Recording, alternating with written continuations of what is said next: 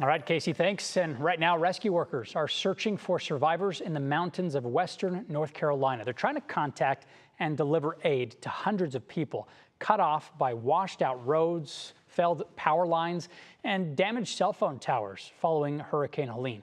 This is a look at Lake Lure in North Carolina, one of the hardest hit areas by that storm.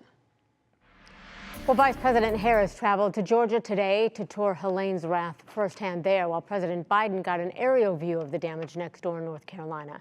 The swing state will play a vital role in this election, less than 5 weeks away at this point, and the federal response was an issue in last night's debate, if you watched. All this as President Biden spoke with G7 leaders before heading south. NBC's Bree Jackson is live in Washington with us. What are you hearing this hour, Bree? Good afternoon, Christy. So there's a lot to unravel here. Let's start with concerns about the conflicts overseas. During a call with G7 leaders today, President Biden reaffirmed the U.S.'s commitment to Israel and discussed a coordinated response to Iran's attack, including new sanctions. Meanwhile, the conflicts overseas and the hurricane response here at home, they could be make or break issues heading into next month's presidential election.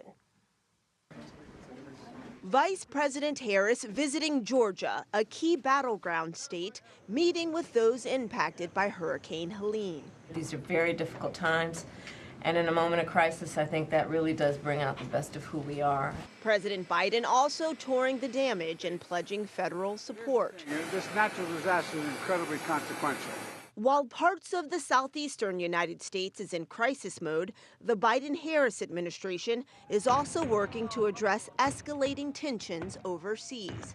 Obviously, Iran has gone way is way off course. Israel vows to respond to Iran's missile attack.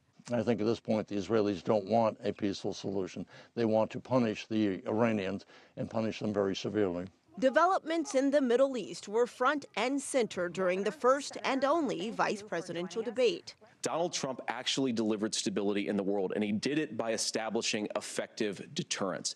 People were afraid of stepping out of line. A nearly 80-year-old Donald Trump talking about crowd sizes is not what we need in this moment. Both campaigns seeking to sway voters during this final stretch. I'm not really sure yet. I mean, I usually lean towards the Republican ticket.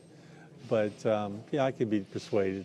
The U.S. response to natural disasters at home and challenges abroad could be deciding factors in November.